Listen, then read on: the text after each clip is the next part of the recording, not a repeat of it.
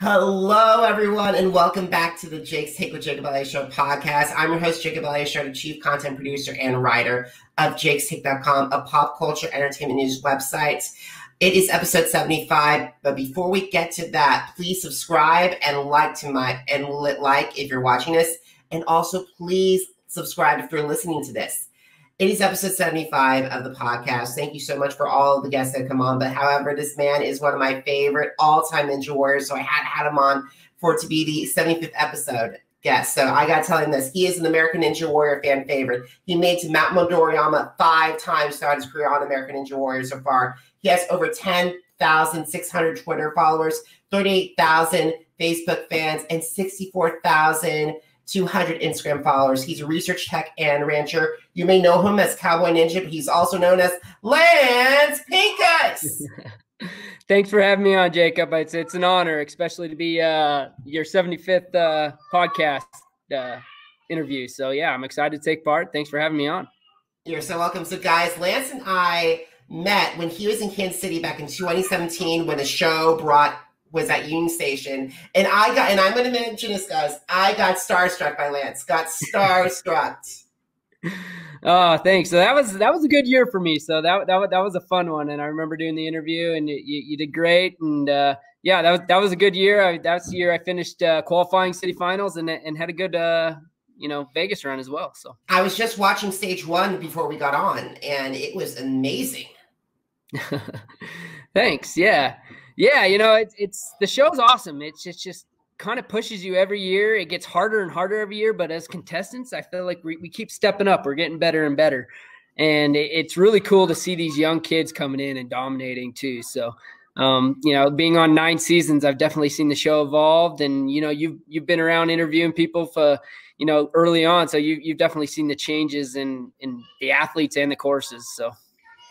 Absolutely. So it's been 3 years since we last spoke. So how have you grown as an athlete since we were in Kansas City? Oh, man. Well, I'm a father of 2 young kids. So they're 7 and 5 now. So no way. 3 years of that. Yeah. That's just that's hectic on its own, just being a father and raising them, trying to raise them right. But, as most parents know, it's like, there's no really guidebooks, there's always advice, but you gotta definitely raise your kids the best of your ability and to their own personalities. It's been a lot of fun. That and since I don't know if when we talked last, me and my wife hadn't quite come out about her MS and the struggles she's had there. So that's been a really cool avenue for both of us to being able to inspire people, especially people with disabilities and stuff like that, to be able to get out and motivate people to keep pushing and keep trying. So that's been a cool thing. And I know my wife's really, got involved with, the MS stuff and trying to just be a good role model for everyone around there. So please, how's Heather doing, by the way? She's doing good with, the way the world's going right now. So she still works. She's a high school counselor. So she's kind of in the thick of things. So, the school's been really good about, trying to social distance and, do a lot of online stuff. But man, she's definitely seen a lot, but she's tougher nails. She pushes hard. She likes to work. She loves her job and, keeps trying to improve any way she can. Awesome. So please give her, send her our regards and our audience's regards as well. So definitely. So what goes through your mind, because this is, you said it before, 9 seasons. So what goes through your mind every time you would prepare to hit the American Ninja Warrior set, no matter what part of the country they're in? Oh, man. Each stage has got their own difficulties and, qualifying rounds and city finals rounds. You never know what they're going to throw at you. And this year was a blessing in its own. We didn't know if it was going to happen or not. So I was excited just to take part.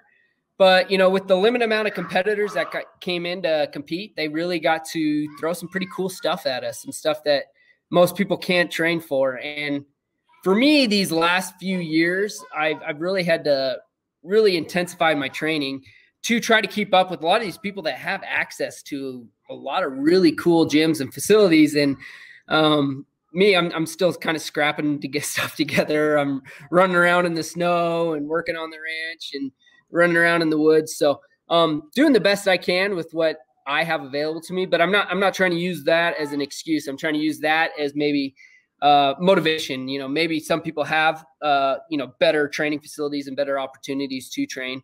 But I'll use my time accordingly, and I'll, not make excuses. If I need to build an obstacle, I'll build an obstacle on the ranch and try to get it done. So it's been fun. I remember you did one of this. I remember listening to Matt's commentary because you build one of the spider things.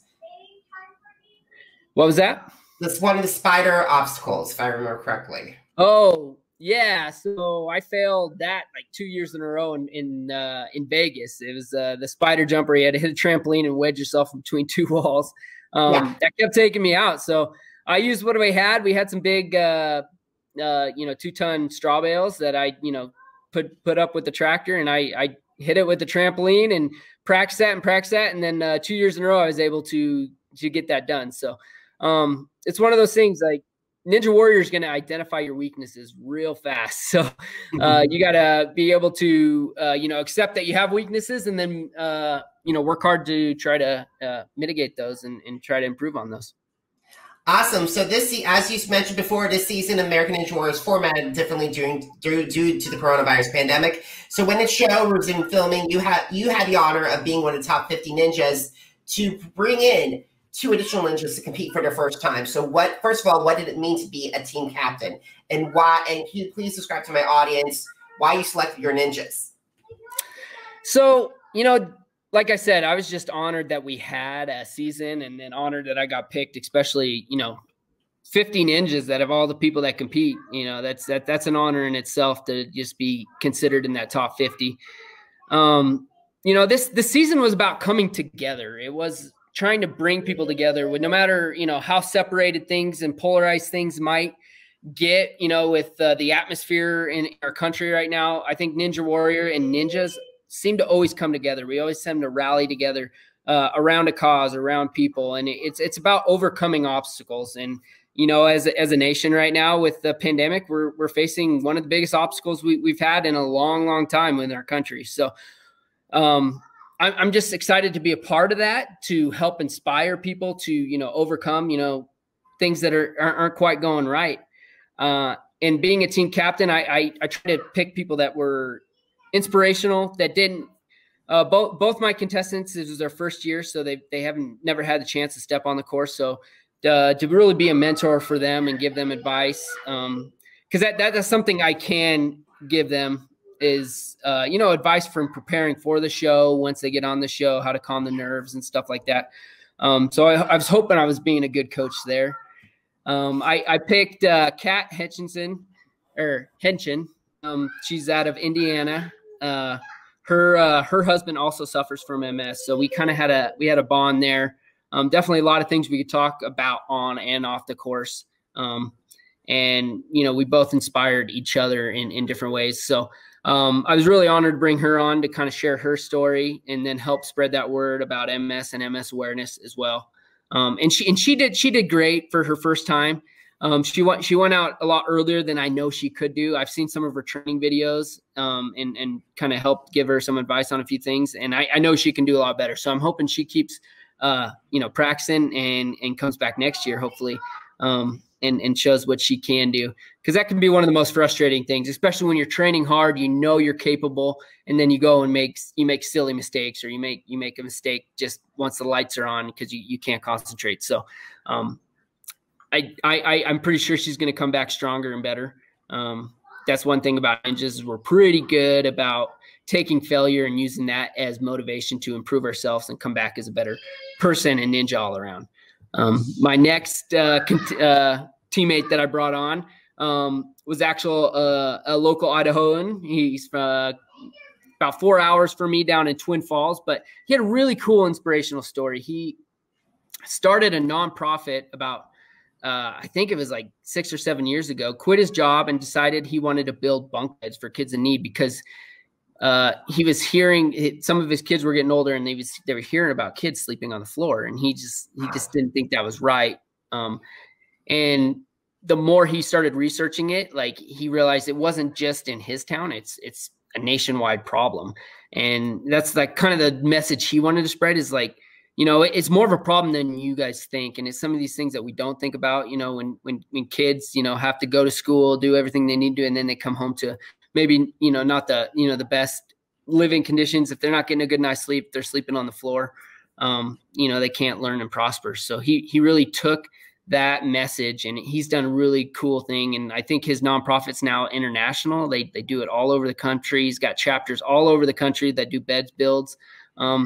Me and Kat actually got to visit him down in Twin Falls, Idaho, and do a big bed build for him. So it was really cool. We spent the day. We built, I think it was about 180 beds. Wow. That they put into storage that they can distribute throughout the year when kids need it. So really honored to bring him on, spread his message, spread good things about him, his nonprofit, and what Ninja's all about is coming together to help people in need and overcome obstacles. So, and this is why I love the Ninja Warrior community, because I talk a lot of times when I do a lot of reality television coverage. I'm part of so many different communities. American AGT, I love them to death, but like the Big Brother and the Big Brother Challenge communities are a little bit toxic for my liking. But however, Ninja Warrior is one of my top favorite communities I interact with, and it's because of you guys. Because the fans and the athletes inspire the fans, and vice versa. Yeah, it's cool. There is a lot of toxic stuff on TV nowadays. And they're all entertaining. Some of that stuff's probably more entertaining just because of the drama and stuff. But being part of the ninja community for 9 years, I kind of came out. I still kind of live in the middle of nowhere. I don't really get grouped up with some of these, but when we get around, it's like we're like one big family. It's really cool, and I think Ninja kind of brings people in that like have a certain personality that are like we're not afraid to push ourselves. We're not afraid to try things and fail, especially in front of millions of people on TV. And that's really cool. And when, there definitely, we get competitive and, we have our friends that were like, hey, I got past that obstacle faster. I finished the course faster. There's always that competitiveness, but we're always willing to help each other. Like if someone falls, they're always willing to come back and be like, hey, that obstacle felt a little weird, like give advice. Cause ultimately it's you versus the course. And then this extra stuff's just kind of fun stuff to add on top of it. And I haven't really been a part of any sports community that's truly, inspiring and willing to help anybody that wants to get involved. Awesome. So I got to talk to you about the qualifiers because in all honesty, that was a very quick run. And, but however, you were the third, according to Matt, and when Matt and Akbar were talking about the summary of the night, you were the third ninja to complete that course of the night. So what goes through your mind every time you hit that buzzer? There's no feeling like hitting a buzzer. No matter, like, it never gets old. It's always exciting. They got the fog machine going, just accelerating. You always have close calls here and there. So I never take for granted every year that I'm able to get to the top of a warp wall and hit some buzzers. Definitely I have some buzzers that mean more to me than others, but I definitely enjoy them all. And, I've had a pretty good record in the qualifying rounds at hitting buzzers. I probably need to get better at hitting buzzers in city finals. And I've had a little bit of bad luck the last 2 years. I've actually made it to Vegas. So I definitely have a lot of improvement, and I'm definitely keep pushing. So yeah, my goal is to come back and hit as many buzzers as I can because it is almost addicting. Once you do it once, you want to keep doing it.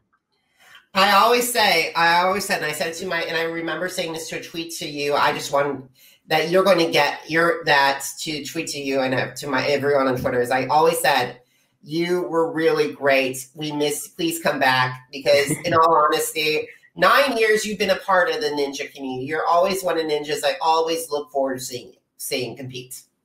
Oh, well, thank you. As long as I can stay somewhat relevant and can stay healthy, that's probably the biggest part. 9 years of training, definitely starting to see a little injuries here and there or a little repetitive stuff that I, definitely have to start taking care of myself a little bit better. I definitely have to stretch a lot more. I definitely have to do different types of weight training to help fight muscle imbalance in certain areas. So, my goal is to, keep coming back, test myself every year, see where I can get and see if I can keep improving and keep up with all these young kids coming in. It hit me a little hard last year when I was talking with a bunch of the younger 19-year-olds and giving them advice and stuff. And then they're like, some of them were like, "Oh man, we've been watching you since we're 11 and 12 years old." And it, kind of made me scratch my head like, "Oh man, it's like, has it been that long? Like, have I been doing it that long? I guess I have. That the math is there." All righty, but here's the thing: 9 seasons of American Ninja Warrior plus 3 seasons of Team Ninja Warrior. So what have been some of your personal highlights from the Ninja Warrior franchise? Always that first buzzer you ever hit, especially after putting in for me, season 4, I didn't hit a buzzer at all. Came back season 5, hit my first buzzer ever. I had missed the warp wall season 4. So just getting up that was a great feeling. Season 7 in Kansas City, hitting, having the fastest time in city finals, hitting my only city finals buzzer I've ever hit. That was a big one for me. And I had Heather and Grayson in the stands, and that was kind of one of the last times that they've really was there. Heather was running, being able to carry her kids and stuff like that. So that one meant a lot to me. And then that year we came out with Heather's MS, my stage 1 run in Vegas was a kind of emotional run for me. That one's always kind of stuck out to me. So those are the 3 that really hit me good. And getting the mega wall the year before too. I would have to put those 4 up with the buzzers and my top buzzers for the last 9 years. So still hoping to hit the stage 2 buzzer one of these days and keep going on from there. So I have my fingers crossed for you for that stage that you're going to get back to Mount Midoriyama. Yeah. And I got to say, when you mentioned that the run that you did, that when you went to Midoriyama in Las Vegas at 2017, that's still, when you mentioned that, I still get chills because I remember watching that and how much emotional I felt for you and for Heather and for the family. Yeah. No, it's one of those things, and it's kind of weird being on, national TV and putting your story and just putting everything out there. But, it's also kind of cool to be able to look back and, watch that stuff and, go back 2-3 years prior and watch, what was going on and seeing some pictures and videos of your kids. It's definitely something I'm going to cherish going far into the future. All right, so not only did Ninja Warrior, but you also competed on Spartan's The Ultimate Team Challenge. Now, several of your fellow Ninja Warriors, such as Faisal, Bessie Shabbat, Jesse Graff, and Natalie Ninja Duran, have competed on other shows such as Big Brother, The Challenge, and in the Titan Games. Have you thought about competing on other shows? Why or why not? Right now, it would really depend on the show. Titan would be fun. I think they got a limited number of people that compete, but meeting The Rock would be probably one of the coolest things out of that. But it'd be fun because I am. I wouldn't say I'm a bigger ninja. Like Grant's definitely a bigger ninja than me, but like I definitely have more muscle mass than a lot of ninjas. So it would be fun to see if I could cross over on some of that almost kind of CrossFit style, kind of brute force style stuff. I was also a college wrestler, so I think something like that would be fun. It's just whether I can make it work out with my time frame and my schedules right now. With 2 young kids and a wife with MS right now, it's my scheduling is probably the hardest thing. But I'm always open to opportunities. If they rise or come up, I'm definitely. I enjoy trying new things. Let's put it that way. I might suck at it, but it's fun to get out there and at least try. I've always pictured you on the challenge for some reason with Najee, with Megan, and with Jesse and Grant. Those are the 5 ninjas that I really picture being a part of that show. And you guys would be really good with that.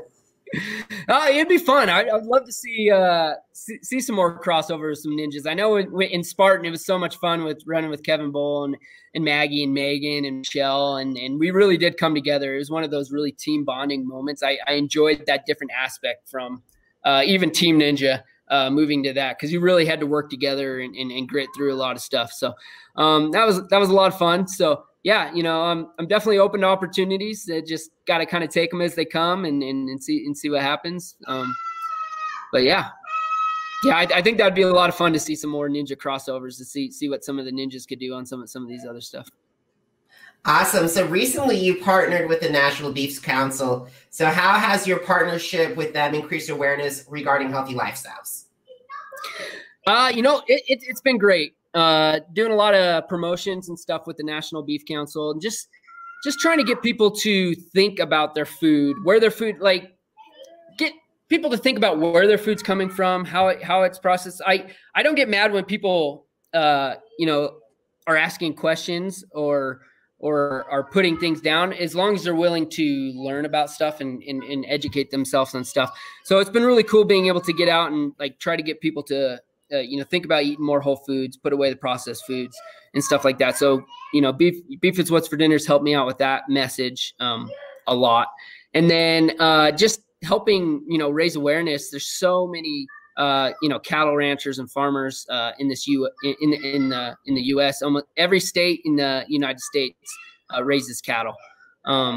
So, it's really, a lot of different sizes of operations, everything from people running 10 head to a couple thousand head, and it's really cool to spread that message that and what we're doing environmentally too. I know sometimes beef gets a bad name and a bad message, but since the 1970s we've been very proactive, because we rely on the environment, we rely on our natural resources. So it's something that we need to continue being improving upon. We know there's problems within the industry, but we definitely make some improvements here and there.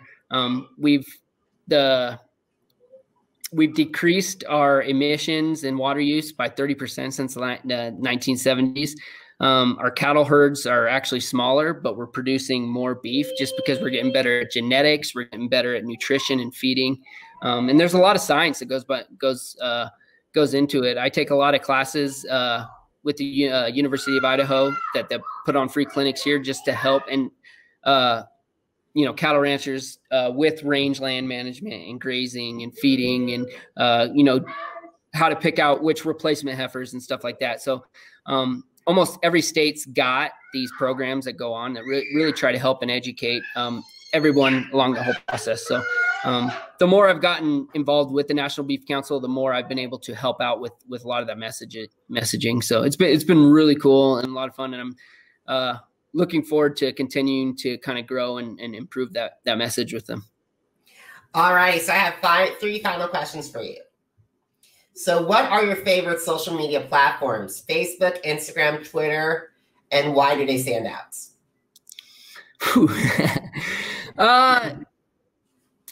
Yeah. So, Instagram's probably my biggest. I kind of like the visualness, being able to flip through on Instagram.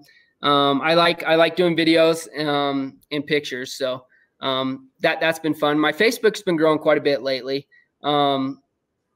So I've been kind of getting back into Facebook. I've never been fully into Facebook, but definitely getting back. Twitter I have a hard time with. I like Twitter when it's like in person, the show's going, and I can try to interact with people that are like right in there watching the show. But like outside of when the show's airing, I have a hard time trying to figure out how to interact on Twitter. So I know you're pretty good at Twitter, so maybe you should give me some advice on the Twitter platform a little bit. I will. We need to. I'll definitely give you some advice. So, yeah. All right. So if you had the opportunity to meet with any fans or athletes that haven't had the opportunity to go on Ninja Warrior but want to compete on it, what advice would you share with them? Go for it. I actually found out about Ninja Warrior why season 2 was airing. And I almost applied for season 3, but then I kind of put it off. I was like, oh, I need to train. I should train. I should do this. I should do that. And in hindsight, I should have just applied for season 3. It probably would have done just fine. I probably would have found out some holes and some techniques to train for going into season 4, and it probably would have improved that one. So My advice is if it's something you really want to do, just go for it. Even if you don't feel fully prepared, all you're going to do is get on there, hopefully, and, figure out where you need to make your improvements. Obviously there's lots of gyms nowadays. Almost every state's got some decent training facility. And most of the time, if you find these training facilities, they're ran by people that have been on the show.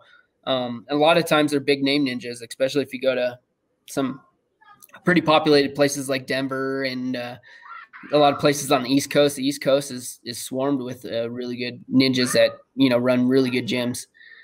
Every time I travel, I try to go visit at least some ninja friends and try to visit some of their gyms and stuff. So just get involved. I guarantee you're going to love being able to push yourself. I guarantee you're going to love the community and how everyone comes together. So my advice is just go for it. Awesome. So where can my audience reach you on social media, and also if they have any questions about beef or any of your training, where on the web, where can they reach you? Instagram, Facebook, and Twitter, I'm at Lance Pekus, LancePekus. So the same across all three. So it makes that pretty easy there. And they can message me. They can also email me at lwpekus@gmail.com. I love to answer questions. If anyone has any questions, even if it's not beef related, if it's just ag related and consumer food related, because I think a lot of people need to, start thinking about where their food's coming from, how their food's processed and stuff like that. So those are always great conversations and topics. And I don't always have the right answers or the perfect answers. And the same thing goes with health, fitness, and nutrition. I think everyone's different. Everyone needs to try and try to figure stuff out. But they're always good discussions to have, and it gets your mind thinking. If you start thinking about it more, you're going to start making the right choices in certain aspects of your life, I think. So across there. I've been a little bit active on TikTok lately. That's also on at lancepekus.com. So I get a little goofy and do some funny videos there, and the kids have fun with that one as well. So can meet me on reach me at all those options there. Alrighty, guys, to download more episodes of the Jake's Take with Jacob Elyachar podcast, head over to Apple Podcasts, Google Podcasts, Spotify, and Spreaker. Type in, search Jake's Take with Jacob Elyachar, JACOBELYACHAR podcast. 2020 has been an insane year for the podcast. We've had Brandon Leak, the winner of America's Got Talent, on. We've had Christina Ray, who was third place runner-up from AGT. We also had Big Brother legend Rachel Riley on there. We also had Survivor royalty such as Ethan Zahn and Rob Sesternino. It is all on these podcasts. And I just finished doing an interview with Najee Richardson as well, and more to come as well. So really cool. So also, please subscribe to my social media channels, my Facebook, my Instagram, my Twitter, and YouTube. They're all Jacob Elyachar, JACOBELYACHAR. Once again, Jacob Elyachar, JACOBELYACHAR. Now, if you want to check out my original interview with Lance, including my interviews with Matt Eisman and Aquar, plus meeting interviews with Joe Moravsky and the Wolfpack Ninja co-founders, Dr. Noah Kaufman and Ian Dory, and the Wolfpack Ninjas visit to New York at New York Open 2019, head over to jakes-shake.com. Once again, it's jakes-shake.com. Lance, thank you so much for being an incredible guest on my 75th podcast episode. You're one of the best ninjas in this sport, and I'm very grateful to call you a friend. Oh, well, thank you, Jake. It's always great talking with you, and hopefully I can be back on in the future. All righty, guys. Thank you so much for listening and watching, and have a great one.